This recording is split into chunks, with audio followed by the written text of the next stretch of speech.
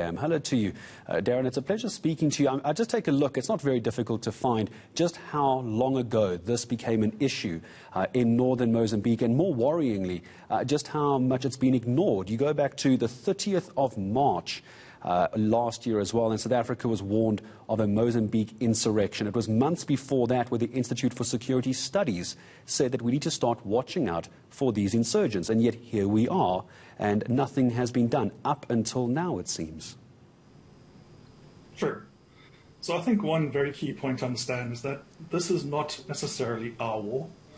This is Mozambique's war, and we can only participate as Africans if we are invited in and asked to help. Through SADC and also bilaterally, South Africa has made overtures to Mozambique saying, look, we are willing to help you, but we need to know, what do you need? Do you need helicopters? Do you need troops? What do you need?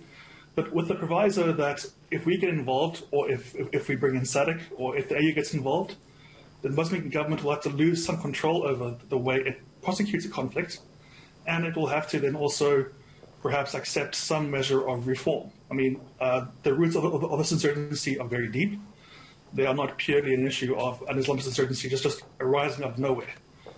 This region has been left alone and underdeveloped for so many years that the root causes for this are primarily socioeconomic. Nonetheless, though, so yes, South Africa has been warned.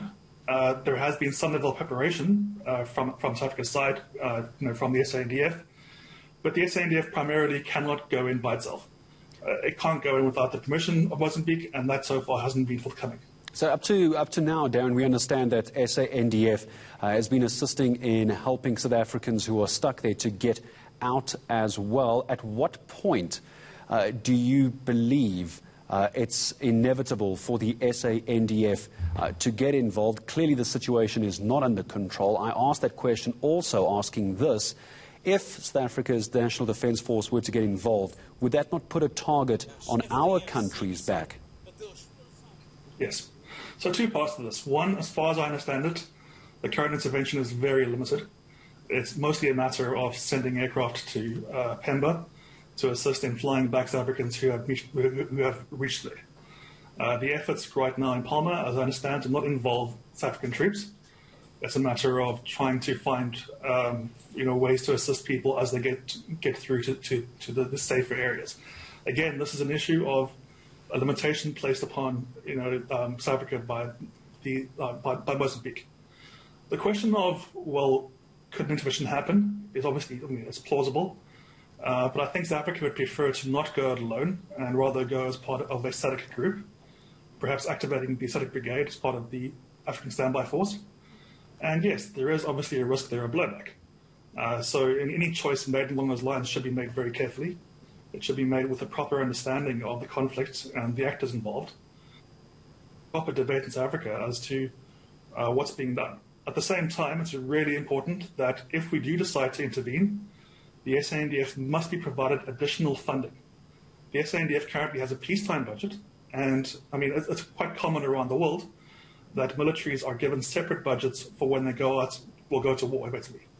And any intervention here, even if it might be a small one, is still going to war. And it would be disastrous, I think, if we were to try to intervene without enough prior thought and without providing enough support in terms of financing. Darren, in the final question to you, in the last minute or so that I have with you, if there was a wartime budget, if it reaches that point, I'm sure many people are hoping it won't reach that point, for the SANDF to get actively involved in this fight, do we have the resources, do we have the equipment, do we have the actual skills to try and assist Mozambique? Absolutely, yes. The capabilities are there. The only issue is that we can't fund we can't keep them sustained, we can't use them in a sustained way without extra funding. So, for example, we have the Rowfox, we have the Grippins, we have very effective light infantry forces.